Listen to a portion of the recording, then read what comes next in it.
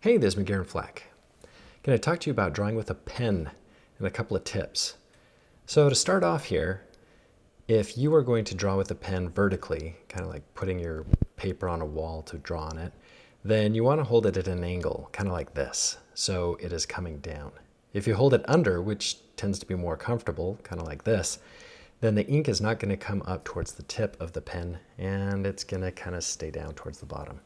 So you got to angle it down onto the page to draw it. So here I'm going to draw out a couple of different options. The first is just a regular cheap ballpoint pen. Second has gel type fill to it. So you can see in the second one, it draws lines a lot darker. I can't get good subtle values. Here on the third one and the first one, those create really good soft subtle values. This one in the middle is no good. So try not to use a pen that looks like that or creates values like that.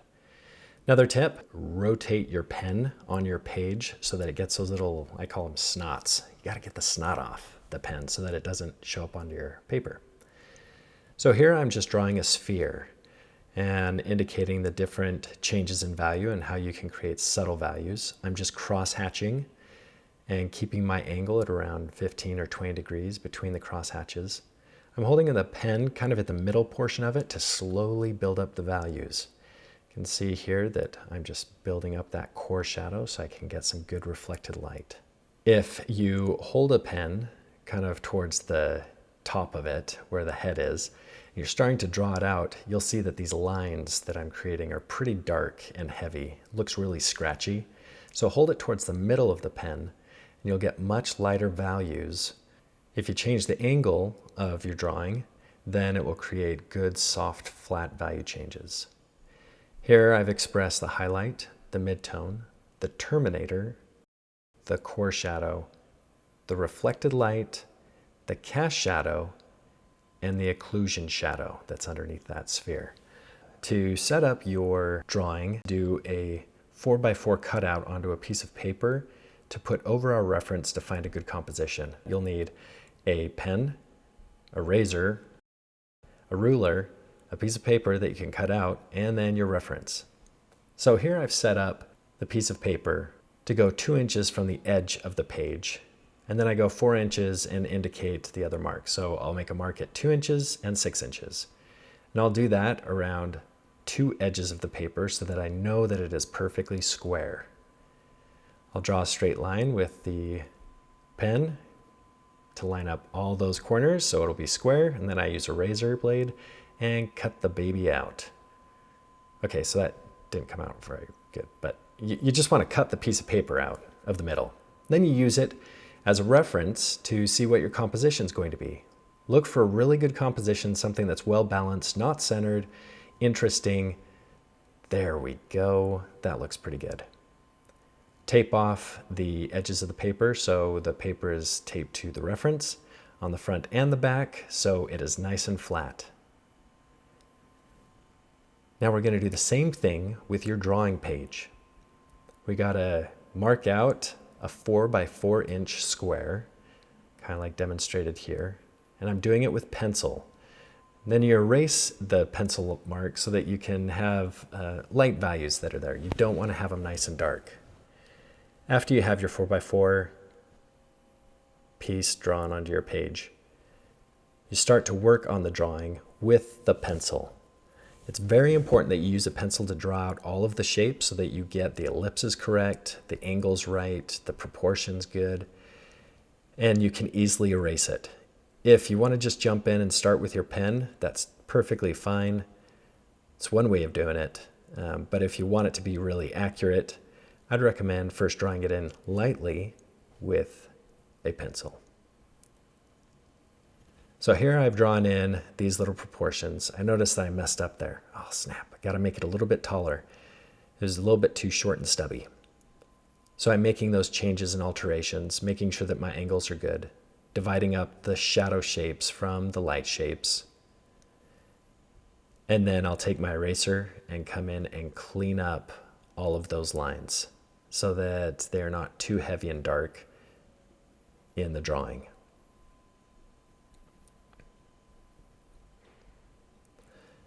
Now I'll take the pen and I will find the darkest value in the scene and the lightest value of the scene. So here the doorway and also the window.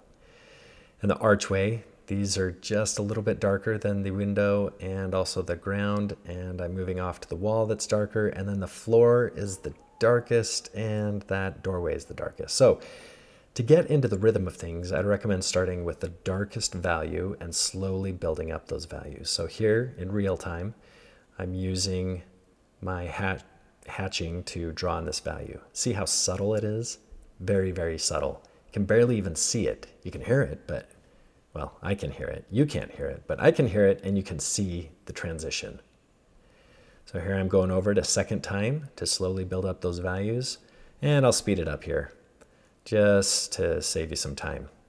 So I'm cross-hatching and cross-hatching some more and cross-hatching some more, slowly building up that value, indicating the marks and rolling my pen tip off to remove all that snot. Because we don't want the snot in the drawing. We want a nice, clean drawing. Here I'm starting to fill in those little shapes that it might be a little bit lighter in value than the rest because I want it to look relatively flat. It does get darker towards the edge, the right edge of the doorway. And I get it to about the darkness that I want. Notice how many times I went over this. I mean, I went over it, what, 12, 15 times just to build up that dark value. This is not a one and done thing. You have to slowly build it up. It takes time. You got to be patient. So here I'm starting to create the values again by just going back and forth with my pen, slowly building up the values. I want to try to get it as close to and as dark as I can. Here I'm scratching up some lines just to kind of show, hey, I've messed up. Oh no, the drawing is totally ruined. I've messed up because there's scratchy lines. But it's not true. I can come back in and put darker values over it. It'll just disappear. It's a beautiful thing. So subtly break down your values. Make them a little bit darker as you go. Compare it to the doorway. If the values in the ground get just as dark as the doorway, you're doing pretty good. Some of those values on the ground are darker than the doorway. Some of them, the majority of them, are not as dark as the doorway. It's pretty close to the same though.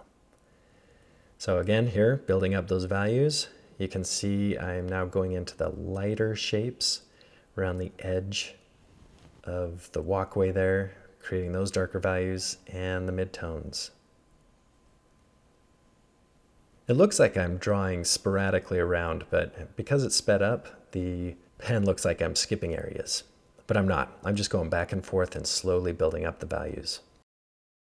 The important thing with starting in the darkest value and going over towards the lighter values is it gives you practice to slowly build up the values and the layers.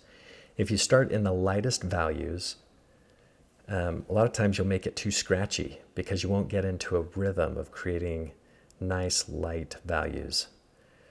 So I'd recommend starting in the darks.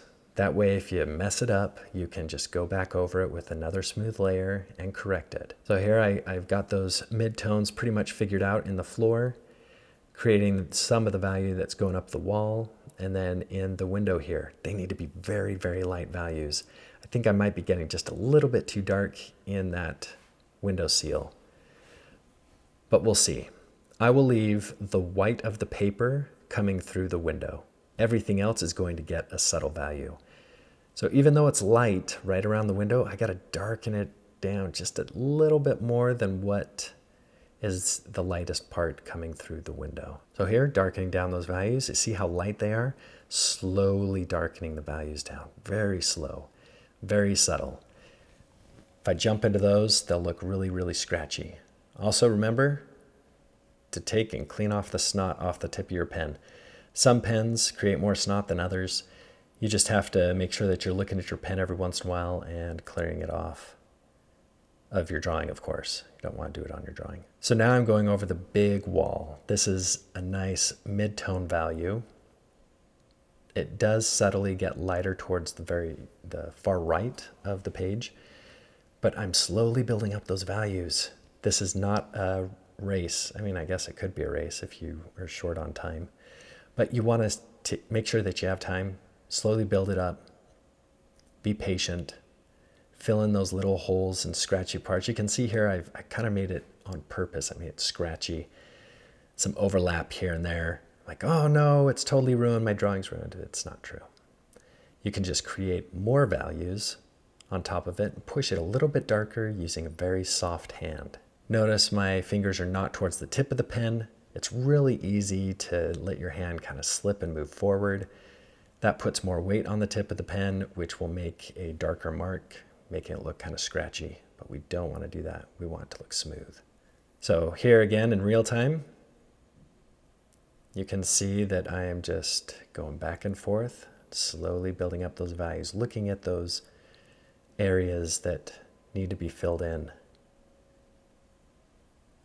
I like to think of them as simple flat planes. So I will fill in a shadow shape, I will fill in a mid-tone with a flat shape, and then once I get those flat values pretty close to where I want them to be, then I will start to darken up other little areas and make the transitions in the values. Here I've noticed that it's just a little bit too light in the doorway. I need to darken it down a little bit more and push those values darker because I need to get that contrast. And I've noticed that I'm not dark enough in relation to the reference on my floor. So now I'm starting to create some of those midtones that are coming in, but I'm also creating the texture.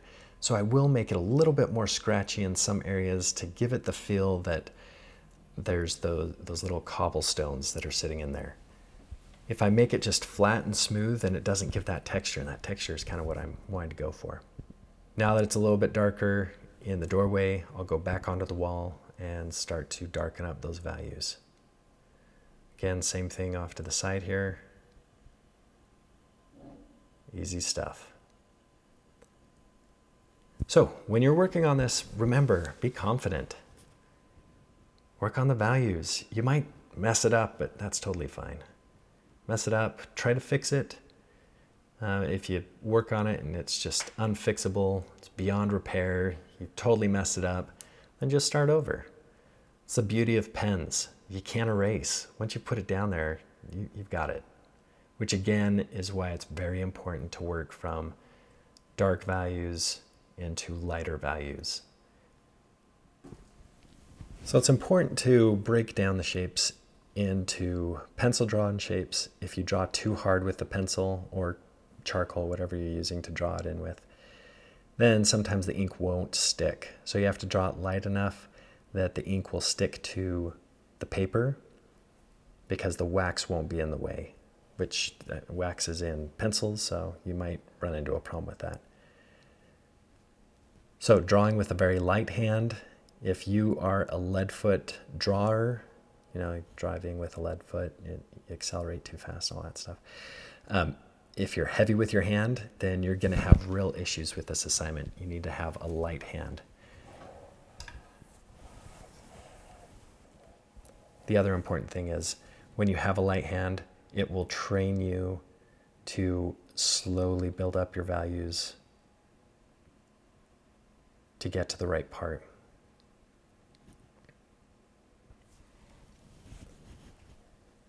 So you can see here I have put in a little bit more texture in the walkway, drawing in those little shapes and the radial angles that are coming away from them to give it a little bit more texture. It's just a little bit more darker in that doorway, a little bit darker on the ground, but I don't think I go back and make that value a little bit darker. It's so much easier to look at these things after I've drawn it and go, oh snap, I need to go darker there.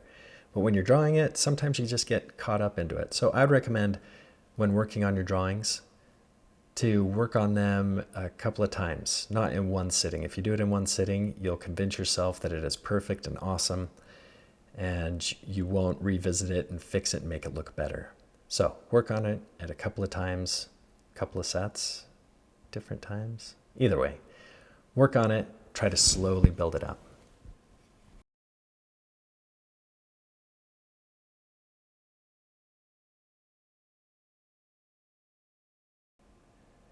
All right, so here are the final touches. I'm going to go back in and refine some of these edges. You can see this again in real time.